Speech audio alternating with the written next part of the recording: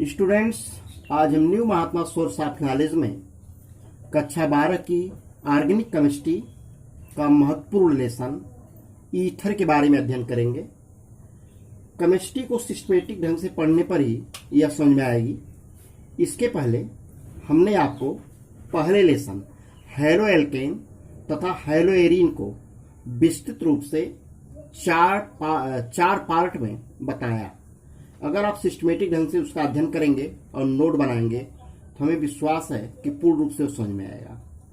इसके बाद हमने दूसरे चैप्टर अल्कोहल, फिनाल तथा ईथर में से अल्कोहल को और फिनाल को पढ़ाया।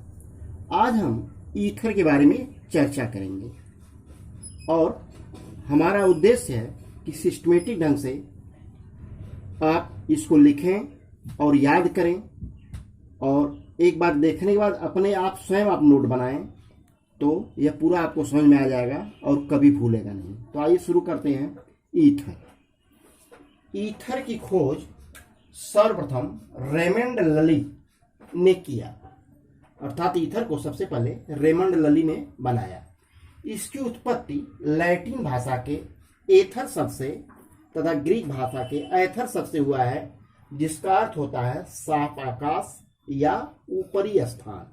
यह साफ आकाश या ऊपरी स्थान से ज्ञात होता है कि यह अति वाष्पशील द्रव है, अर्थात इसकी वाष्प तेजी से ऊपर की ओर आकाश की ओर उठती है। अब ईथर का वर्गीकरण किया जाए तो हम देखेंगे कि ईथर दो प्रकार का होता है, एक सरल या सममित ईथर, दूसरा मिश्रित या असममित ईथर। ईथर को जनरली हम ROR से व्यक्त करते हैं। R जहां एल्किल समूह है और जैसे यहाँ पे देख रहे हैं CH3 और CH3, इसको हम कह सकते हैं डाई मेथिल ईथर, इसको हम कह सकते हैं डाई एथिल ईथर। तो जब दोनों एल्किल समूह R एक समान होता है तो उस ईथर को हम सरल या सममित ईथर कहते हैं। जैसे देखिए ऊपर वाले में इधर भी CH3 है, उधर भी CH3, अर्थात दोनों तरफ मेथिल ग्रुप उपस्थित है। नीचे वाले में दोनों तरफ एथिल उपस्थित है। तो जब ऑक्सीजन परमाणु से दोनों ओर एक ही एल्किल समूह जुड़ा हुआ होता है तो उसे हम कहते हैं सरल या सममित ईथर। नेक्स्ट है मिश्रित या असममित ईथर। जब ईथर में जुड़े हुए दोनों एल्किल समूह भिन्न भिन्न प्रकार के होते हैं, जैसे ROR', यहाँ पर R दूसरा एल्किल समूह है और R' दूसरा एल्किल समूह है, तो इसे हम कहते हैं मिश्रित या असममित ईथर। जैसे CH3OC2H5, इसमें एक तरफ CH3 यानी मेथिल जुड़ा हुआ है, दूसरी तरफ एथिल जुड़ा हुआ है, अर्थात दोनों एल्किल समूह भिन्न भिन्न है, इसलिए यह मिश्रित या असममित ईथर है। अब ईथरों के सामान्य सूत्र की बात किया जाए तो इसका सामान्य सूत्र होता है CnH2n+1 ट्वाइस O। अब इसके नामकरण को देखा जाएगा। साधारण पद्धति में इसका नामकरण ईथर में उपस्थित एल्किल समूह के आधार पर करते हैं। अगर दो एल्किल समूह एक समान है उसको डाई एल्किल ईथर कहते हैं, अलग अलग है तो दोनों का अलग अलग नाम लेकर के उसका नामकरण करते हैं। जैसे CH3 और CH3, तो इधर भी मेथिल इधर भी मेथिल, अर्थात दो मेथिल समूह है तो इसको हम कहेंगे डाई मेथिल ईथर। लेकिन उधर देखिए CH3OC2H5 है, तो एक तरफ एथिल है एक तरफ मेथिल है, तो इसका IUPAC नामकरण होगा ethyl methyl ether.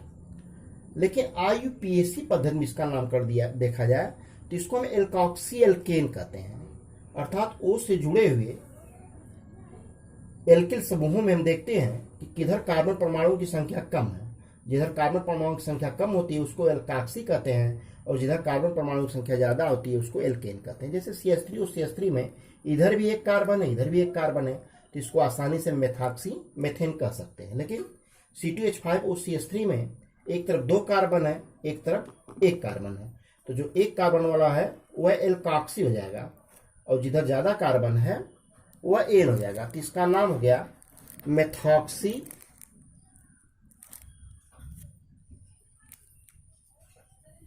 Ethane.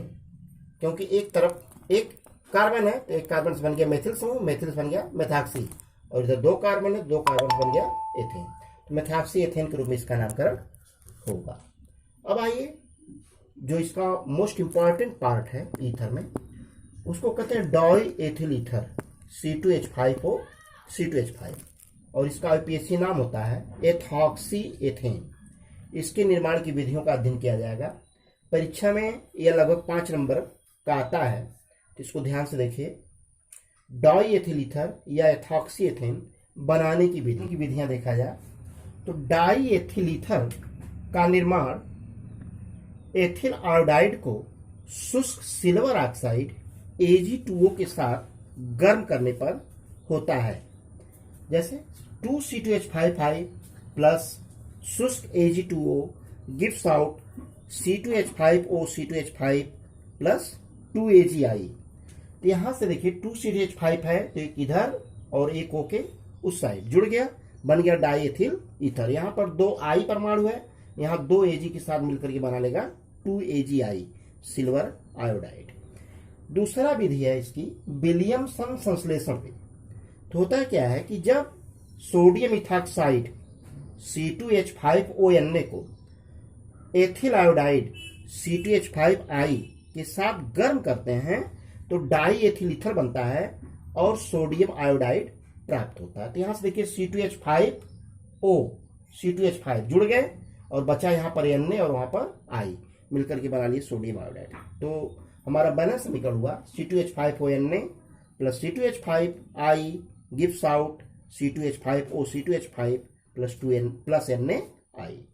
Next है जब एथिल अल्कोहल के आधिक्य को Al2O3 की उपस्थिति में 240 से 260 डिग्री C ताप पर गर्म करते हैं तो डाई एथिल ईथर बनता है और जल प्राप्त होता है। जैसे देखिए यह भी एथिल अल्कोहल है, ये भी एथिल अल्कोहल, अर्थात इसकी अधिक मात्रा को हमने लिया और Al2O3 की उपस्थिति में गर्म किया तो बनेगा क्या, यहां से C2H5O और यहां से C2H5 मिलकर के बना लिए C2H5O C2H5, बचा यहां पर H और यहां पर OH मिलकर के बना लिए H2O। यह हमारा विधि है विलियमसन संश्लेषण विधि। नेक्स्ट जो कि मोस्ट इंपॉर्टेंट है, परीक्षा में अक्सर पूछा जाता है और यह विधि लगभग 5 नंबर में आती है, तो ध्यान से देखिए। प्रयोगशाला विधि। प्रयोगशाला में डाई एथिल ईथर का निर्माण कैसे करेंगे, आइए ध्यान दीजिए। यह विधि बताती है कि जब एथिल अल्कोहल को सांद्र H2SO4 के साथ 140 से 145 डिग्री C ताप पर गर्म करते हैं तो डाई एथिल ईथर बनता है। यह क्रिया 2 पदों में पूरी होती है। सबसे पहले पद में एथिल अल्कोहल सांद्र H2SO4 से क्रिया करके 100 डिग्री C ताप पर क्रिया करके बनाता है एथिल हाइड्रोजन सल्फेट C2H5HSO4। अब दूसरे पद में पहले पद से प्राप्त एथिल हाइड्रोजन सल्फेट यानी C2H5HSO4 की क्रिया पुनः हम एथिल अल्कोहल के साथ कराते हैं और बनता है क्या, C2H5O C2H5 और निकलता है H2SO4। तो बैलेंस समीकरण करिए, C2H5 और H और यहां से SO4 मिलकर के बना लिए C2H5HSO4, बचा क्या H2 और O मिलकर के बना लिए H2। अब जो यहाँ पे बना एथिल हाइड्रोजन सल्फेट, इसको हमने अपकृत किया पुनः एथिल अल्कोहल के साथ, तो हो गया C2H5 और यहां से C2H5O मिलकर के जुड़ के बना लिए ethyl die ethyl ether C2H5O C2H5 और यहां पर H जो बचा हुआ है इस H के साथ जुड़ेगा और बन जाएगा H2SO4। तो यहां पर जो H2SO4 है वह निर्जलीय कारक के रूप में प्रयुक्त होता है और इस विधि में जो डाई एथिल ईथर बन रहा है वह एथिल अल्कोहल के निर्जलीकरण द्वारा बनता है। अर्थात यह बहुत ही इंपॉर्टेंट विधि है। इसके फिगर को समझिए। फिगर को देखते हैं। फिगर में एक गोल पेदी का फ्लास्क लिया गया है जिसको बालू ऊष्मक के द्वारा गर्म करने की व्यवस्था की गई है। फ्लास्क में कार्क की सहायता से एक थिसिल कीप लगाया गया है, ड्रॉपिंग फनल, और बीच में एक थर्मामीटर जोड़ दिया गया है जो इसके ताप को माप सके। पुनः एक निकास नली द्वारा इसका संबंध एक संघनित्र से किया गया है जिसका दूसरा सिरा एडाप्टर की सहायता से ग्राही से जुड़ा हुआ है और ग्राही को बर्फ में आइस में रखा हुआ है।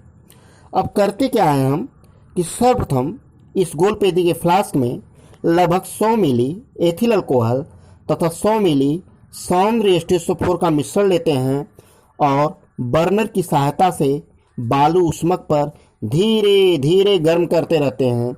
बीच बीच में फ्लास्क को हिलाते भी रहते हैं क्योंकि इसमें से अधिक मात्रा में ऊष्मा निकलती रहती है। जब डाई एथिल ईथर की वाष्प बनती है तो संघनित्र की सहायता से द्रवित होकर के एडाप्टर से होकर के ग्राही में पहुंच जाती है, जिसे बर्फ में रखे हुए ग्राही में एकत्रित कर लेते हैं। इस प्रकार प्राप्त डाई एथिल ईथर में कुछ अशुद्धियां होती हैं जिसका शोधन करके शुद्ध डाई एथिल ईथर प्राप्त कर लेते हैं। इसमें खास करके एल्कोहल, जल आदि की अशुद्धियां होती हैं। इसके भौतिक गुण को देखा जाए, नंबर 1, डाई एथिल ईथर का क्वथनांक 34.5 डिग्री सी होता है। दूसरा इसका भौतिक गुण है कि यह जल में अविलेय है, परंतु कार्बनिक विलायकों में पूर्ण रूप से विलेय है। नेक्स्ट है कि यह रंगहीन मीठी गंध वाला अति वाष्पशील द्रव है। अब रासायनिक गुण को देखा जाए, नंबर 1, दहन। जब इसको हम वायु यानी ऑक्सीजन के साथ, वहां लिखे हुए हैं, वायु के साथ जलाते हैं, इसका दहन करते हैं तो बनता है कार्बन डाइऑक्साइड गैस और जल। तो रिएक्शन हमारा देखिए C2H5 और C2H5 प्लस 6O2। अब इसका प्रज्वलन हो रहा है तो ऑक्सीजन के साथ यह विस्फोट के साथ प्रज्वलित होती है और CO2 गैस उत्पन्न होता है। तो यहां पर देखिए कार्बन परमाणु 2 और 2 4 है, इसलिए 4CO2 निकला, और हाइड्रोजन परमाणु यहाँ पर 5 और 5 10 है, इसलिए 5H2 निकला। तो कार्बन बैलेंस हुआ, हाइड्रोजन बैलेंस हुआ।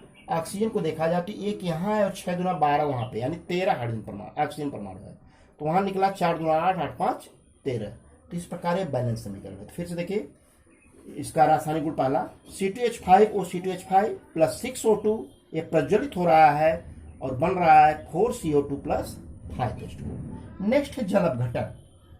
डायलूट H2SO4 की उपस्थिति में उच्च ताप व दाब पर यह जल के साथ अभिक्रिया करके एथिल अल्कोहल देता है, यानी C2H5 और C2H5 प्लस H2O।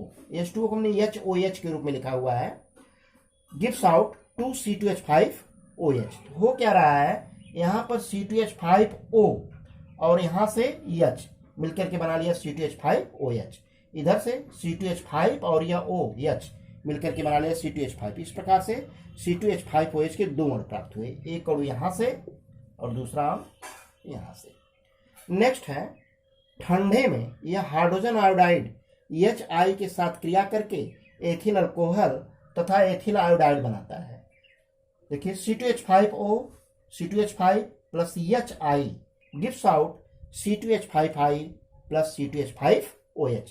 तो यहाँ पर C2H5O है और यहाँ से H परमाणु जुड़ा तो बन गया C2H5OH, और यह I परमाणु इसके साथ जुड़ा तो बना C2H5I।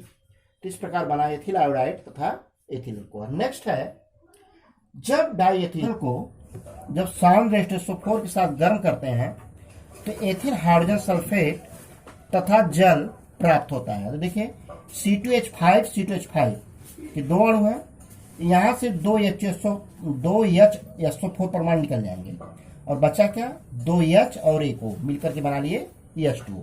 तो इस प्रकार प्राप्त हुआ रिएक्शन हमारा C2H5 और C2H5 plus 2 H2SO4 gives out 2 C2H5HSO4 plus H2O। इस प्रकार एथिल हाइड्रोजन सल्फेट बना। नेक्स्ट है जब डाई एथिल ईथर को फास्फोरस पेंटाक्लोराइड PCl5 के साथ अपकृत करते हैं तो एथिल क्लोराइड तथा फास्फोरिल क्लोराइड PuCl3 प्राप्त होता है। तो देखिए C2H5 और C2H5 यानी 2 C2H5 और यहां से 2 Cl परमाणु मिलकर के बना लिए 2 C2H5Cl अर्थात एथिल क्लोराइड, और बचा यहाँ पर 3 Cl परमाणु और 1 O और 1 P। इस प्रकार बना PuCl3 यानी फास्फोरिल क्लोराइड। तो बैलेंस समीकरण हुआ C2H5O C2H5 plus PCl5 equal to 2 C2H5Cl plus PuCl3।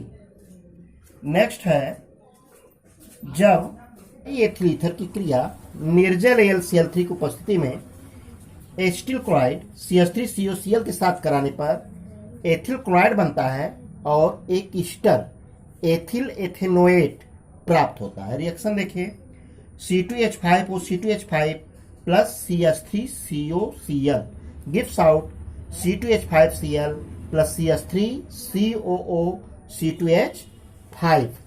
तो इसको बैलेंस करिए, देखिए यहाँ से C2H5 और यहाँ से Cl मिलकर के बना लिए C2H5Cl यानी एथिल क्लोराइड, और बचा यहाँ पर CH3CO और यहाँ पर O और यह C2H5 मिलकर के बना लिए CH3COO C2H5 यानी एथिल एथेनोएट।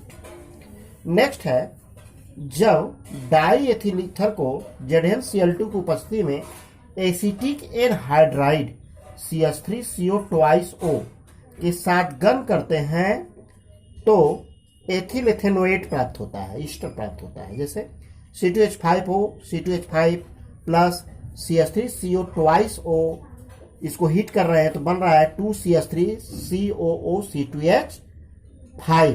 तो यहाँ पर देखिए C2H5 के दो अणु हैं, उधर निकल गए दो, यहाँ CH3 दो है, दो CH3 निकल गए, यहाँ पर C2 है तो दो C निकला। ऑक्सीजन यहाँ पर देखिए 2 और यह एक 3 और यह एक 4 है। तो ये देखिए, जब ईथर की क्रिया बोरान ट्राइफ्लोराइड की उपस्थिति में कार्बन मोनोऑक्साइड के साथ कराने पर एथिल प्रोपियोनेट बनता है, यानी C2H5 के दो अणु यहाँ पे है, एक इधर एक उधर जुड़ा, बचा COO, यह बीच में जुड़ गया, बन गया एथिल प्रोपियोनेट। अब हम देखेंगे डाई एथिल ईथर के उपयोग। तो पहला उपयोग इसका है कि यह तेल, वसा, रेजिन आदि के लिए विलायक के रूप में प्रयुक्त होता है। दूसरा है, इसका प्रयोग विलायक निष्कर्षण में होता है। तीसरा है कि यह शीतलक के रूप में प्रयुक्त होता है। नेक्स्ट है, इसको पेट्रोल के साथ मिला करके वाहनों को चलाया जाता है और इस मिश्रण को नेटेलाइट कहते हैं, अर्थात नेटेलाइट बनाने में भी डाई एथिल ईथर का प्रयोग होता है। तो ये मोस्ट इंपॉर्टेंट टॉपिक है, इसको बार बार अध्ययन करेंगे इसका आप, तो अवश्य समझ में आ जाएगा। धन्यवाद।